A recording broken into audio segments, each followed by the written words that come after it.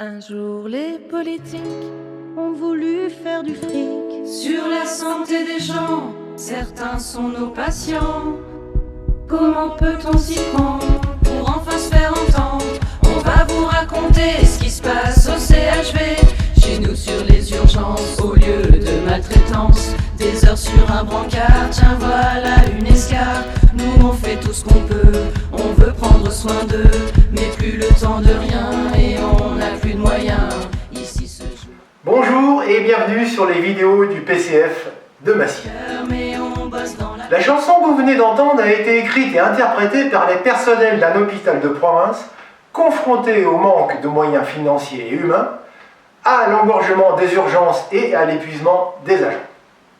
Mais elle aurait très bien pu être créée par ceux des hôpitaux publics et essonniens, Orsay, Juvisy et Longjumeau, qui se préparent à fermer leurs portes au mépris des besoins des habitants du Nord-Essonne.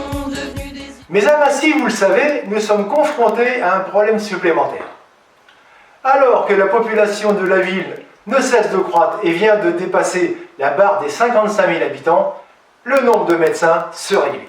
Pour de nombreux Massicquois, trouver un médecin traitant devient le parcours du combattant. Plus de matériel adapté à ce bordel, des draps, des couvertures, des bouteilles d'oxygène et des médicaments en nombre suffisant. Les centres municipaux de santé sont les héritiers des anciens dispensaires totalement modernisés et dotés des matériels les plus performants.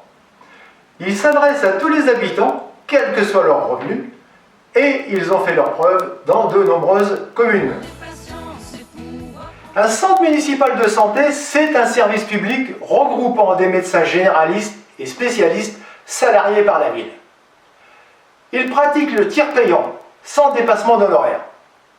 Ce qui signifie que les patients qui s'y rendent ne payent pas la part remboursée par la sécurité sociale. Et grâce aux conventions passées avec les mutuelles, ils peuvent même n'avoir rien à payer. Les centres municipaux de santé ont en outre de nombreux avantages. Les médecins y travaillent en équipe. Lorsque l'un d'eux est absent, il est remplacé par un de ses collègues. Ils sont déchargés des tâches administratives et peuvent consacrer tout leur temps à leurs patients. En plus, ils effectuent des visites à domicile. Les jeunes médecins qui veulent préserver leur vie familiale et ne souhaitent pas travailler 70 heures par semaine apprécient particulièrement ce type de structure publique. Avec un centre municipal de santé, une ville peut également organiser des actions de prévention qui peuvent s'avérer très utiles auprès des enfants et des adultes.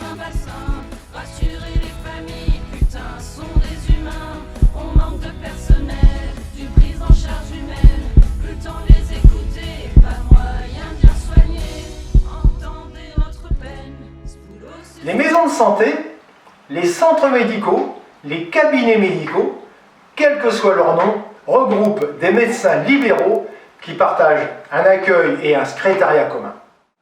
Mais ils sont payés à l'acte et peuvent pratiquer les tarifs supérieurs à ceux de la sécurité sociale, ce qu'on appelle les dépassements d'honoraires.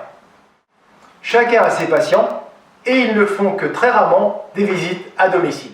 Souvent, l'ouverture de ce type de structure ne fait que déplacer des médecins qui étaient déjà présents sur la ville. Et ils n'apportent pas une offre médicale supplémentaire. C'est sûr on l'aime, soyez sûr on le fait. Y a la colère dans le cathéter, ce qui se passe au CHV, dans les urgences de France. Pour élaborer ce budget type avec toute la rigueur nécessaire, nous avons sollicité l'aide d'un directeur de centre municipal de santé d'Île-de-France. La simulation que nous avons faite est basée sur un centre comprenant 3 médecins généralistes et un secrétariat. C'est une bonne base de démarrage pour un premier centre municipal de santé. Vous imaginez bien que pour créer un centre municipal de santé, il faut un financement. Celui-ci se décomposerait ainsi. Commençons par regarder du côté des dépenses. Le principal poste est celui des salaires des 3 médecins. Cotisation employeur comprise, il s'élève à 270 000 €.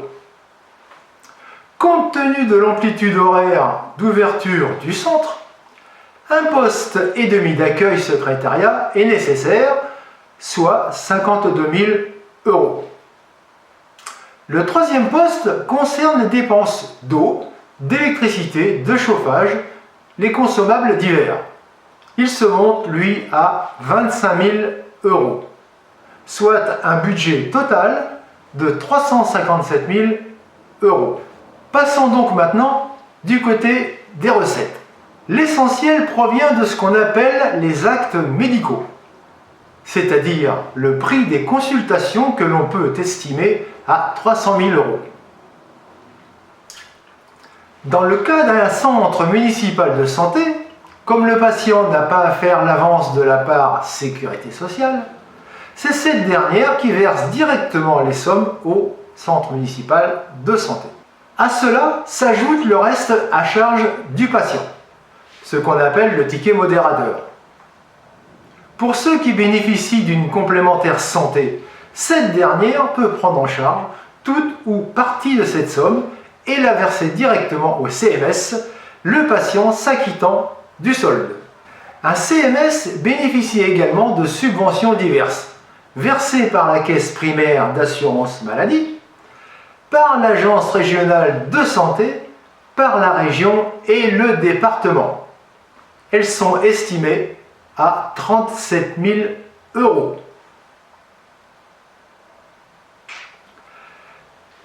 Donc, 94,4% du budget est financé. Les 5,6% restants, soit 20 000 euros, sont à la charge de la ville. Ce qui représente 0,02% du budget de fonctionnement de la ville de Massy, qui s'élève lui à 96 millions d'euros. Alors certains trouvent que c'est encore trop. C'est le cas effectivement du maire de Massy. Nous avons donc demandé à Thierry Doulot, un des animateurs des communistes massiccois, de nous dire ce qu'il pense de cette approche. Bonjour à toutes, bonjour à tous. Eh bien oui, en effet, j'ai participé à la réunion de quartier Massy Opéra en décembre 2020 et le maire a été interpellé par un habitant sur le manque de médecins à Massy et sur le fait que la création d'un centre municipal de santé pourrait être une solution. Et sur le fait aussi que ce type de structure fonctionnait bien là où il y en avait. Et le maire a répondu, en substance, je ne dis pas que ça fonctionne mal, mais il y a un coût important, et ce qu'on met là, on ne le met pas ailleurs. Ainsi donc, pour monsieur le maire, 20 000 euros par an, ce serait trop important pour une ville comme Massy. 0,02% du budget communal consacré à améliorer l'offre médicale pour les Massiccois, ce serait trop. Par comparaison, il faut savoir que la ville de Massy dépense au minimum 10 fois plus pour sa communication, et encore n'est-ce là qu'une estimation faible, et le budget fêtes et cérémonies est quant à lui de 130 000 euros par an. Alors vous comprendrez que la réponse du maire nous laisse perplexes. En fait, il s'agit de sa part d'une position purement idéologique. Il a sans doute du mal à admettre que la puissance publique puisse intervenir en faveur d'une médecine publique. Pour lui, la médecine libérale, c'est l'alpha et l'oméga. Nous ne préconisons pas la disparition de la médecine libérale. Mais il faut bien constater qu'aujourd'hui, elle ne suffit plus à assurer une offre de soins suffisante pour répondre aux besoins de la population. Alors il faut la renforcer. Et il faut la renforcer par une offre publique. Ceux qui ont fait ce choix, jusqu'à présent, n'ont eu qu'à s'en féliciter.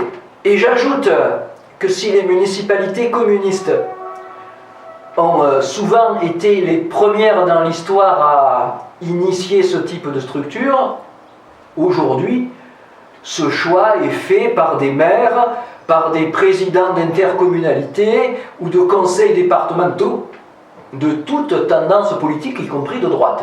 Le maire nous dit aussi, nous faisons autre chose. Alors c'est quoi cette autre chose? Cette autre chose, c'est le pôle médical de la rue du Théâtre. Mais le pôle médical de la rue du Théâtre ne renforcera pas l'offre de médecins généralistes. Il ne fera que remplacer le cabinet médical de la rue Fustel de Coulanges qui déménage d'un site à l'autre. Mais je trouve que ce qui est particulièrement révélateur dans cette réponse du maire, c'est le choix politique qu'elle représente. Ce pôle médical aura le statut de Société interprofessionnelle de soins ambulatoires, en abrégé SISA, S-I-S-A. C'est un statut juridique qui permet à la puissance publique de financer une structure privée. Alors Massy n'aurait donc pas les moyens de consacrer 20 000 € à un centre de santé public, dont on a démontré dans la première partie de cette vidéo toute la pertinence, mais elle pourrait par contre financer une SISA privée. Il s'agit bien là d'un choix idéologique. La question est, dans quelle société voulons-nous vivre? Faut-il que le marché décide de tout? L'intervention publique n'est-elle pertinente que pour aider le secteur privé? Ou bien doit-elle être d'abord au service de l'intérêt général? Au fond, ce sont exactement les mêmes questions que celles qui sont posées à propos des vaccins anti-Covid. Laisse-t-on faire les logiques marchandes, avec les brevets qui préservent les profits des multinationales du médicament, mais maintiennent des prix élevés et empêchent une accélération de la production de vaccins et donc de la capacité à vacciner massivement? Ou bien, comme le propose Fabien Roussel, député communiste, fait-on le choix de lever les brevets, comme la loi le permet, de réquisitionner les sites de production et à terme de créer un grand service, un grand pôle public du médicament, parce que notre santé est plus importante que les dividendes des actionnaires de Sanofi, GSK et autres Pfizer. Alors, chères Massicoises, chers Massicois, je vous invite à signer notre pétition pour la création d'un centre municipal de santé dans notre ville. Vous êtes désormais plus de 600 à l'avoir déjà fait. Merci à vous, merci beaucoup. Continuons sur cette lancée. N'hésitez pas à faire connaître la pétition autour de vous, à la proposer à vos amis, à vos voisins. C'est le seul moyen pour faire bouger les choses. Alors allons-y, à bientôt. Entendez notre peine, ce boulot c'est sûr on l'aime. Soyez sûr on le perd, y a la colère dans le cathéter. Pendant que partout en France, les gens partent en vacances, on nous dit qu'aux urgences, on n'aura pas cette chance. On veut plus de matériel, adapté à ce bordel. Des draps, des couvertures, des bouteilles d'oxygène et des médicaments en nombre suffisant. Un peu plus qu'une salade à donner aux malades. Ils coupent tous nos moyens, ils disent ça ira bien. Attention, y a urgence, c'est pour nous, ça se passe en France. Entendez notre peine, ce boulot c'est sûr on l'aime. Soyez sûr on le perd, y a la colère dans le cathéter. Ce qui se passe au CHV, dans les urgences de France, ne peut pas rimer avec rentabilité.